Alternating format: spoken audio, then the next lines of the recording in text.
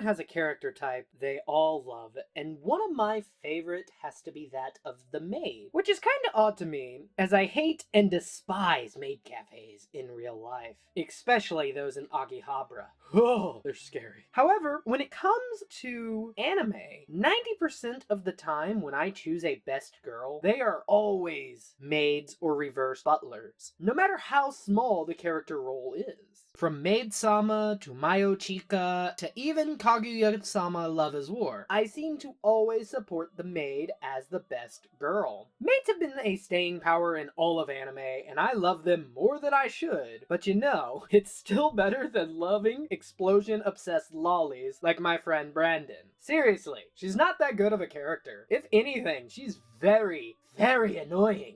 Hashtag Wiz's waifu. But we're not here to debate that today. Today, we are going to talk about someone very special to me that my IRL friend and I both love. This character came up in a chat we were having about waifus and ranking our shit anime taste over coffee and curry. Upon doing this, we came across a manga and character that we both put into the SSS tier as one of the best characters in all of anime. This here is the anime maid waifu you annoying forgot about. Meet Maria, the head maid of the Saizen house, and the best maid waifu to ever come into manga and anime history. Yeah, suck it, Kobayashi fans. Your maid sucks. Deal with it. Maria is one of the best characters of all time. She's one of the most level-headed characters I have ever seen in manga and anime, and I love it. Even though saying that may have her smack me, because one of her main pet peeves is people thinking she's older than she is, with her catchphrase being, "I'm still a fresh 17-year-old."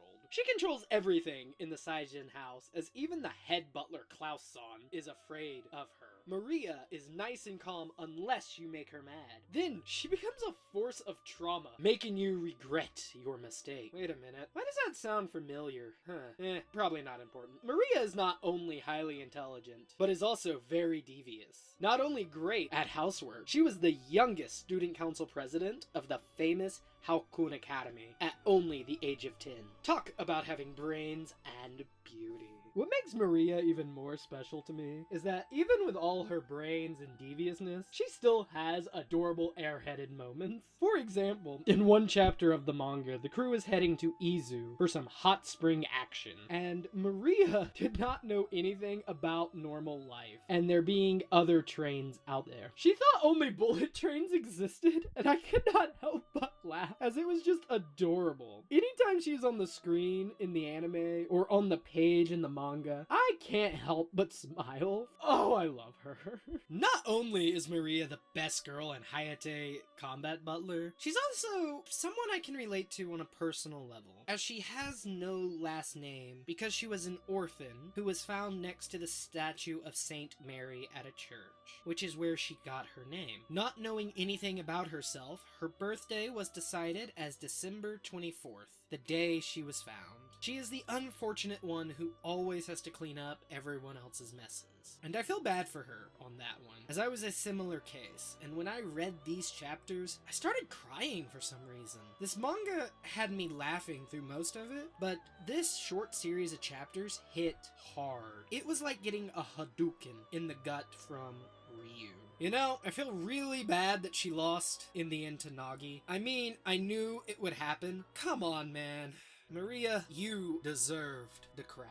Maria has one of the best designs of all times, and the best personality of all of Sensei Hara's work. As much as I love Tonikawa Kawaii, this series is much better, if only for Maria. They both have a special place in my heart, but as of now, nothing has topped this series for me. I swear, this man can do no wrong. And I mean, everyone keeps talking about Tonikawa nowadays, but no one really ever mentions his old work. They're like, we want more shows like Tonikawa. We want another season of Tonikawa. Well, why don't you guys just go read his original work? Like, come on! You guys are bringing shame to the anime community, as Hayate the Combat Butler ran in Shonen Sunday for almost 12 years. You guys can't call yourselves a fan without reading the original. You bring shame to the anime community. I can already hear and see the comments now saying, "Oh, you must love Maria because she's your waifu.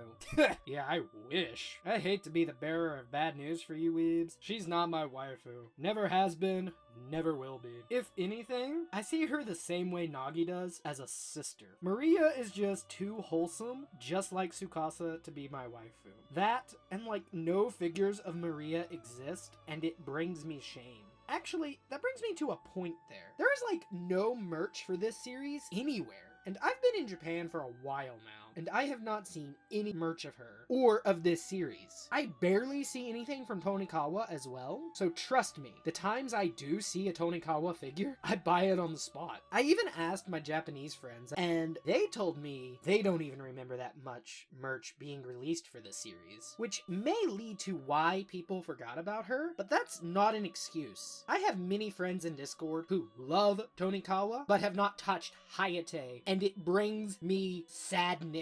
You know what, actually? I think I need to do a friend delete list for those who refuse to read such a masterpiece. So yeah, I hope you will now not make another mistake and disappoint your sensei. But I guarantee you, you all forgot about this work entirely, which is just sad. So if you're a fan of Tonikawa and you want a good story, go read and check out Hayate-kun. Don't just do it for me, do it for the greatest maid to ever grace the manga world. Thank you, Sensei Hada, for making such a fantastic series and a fantastic character. I've been Professor Plague, and as we wrap up this lesson, I'm in the mood for a jelly donut.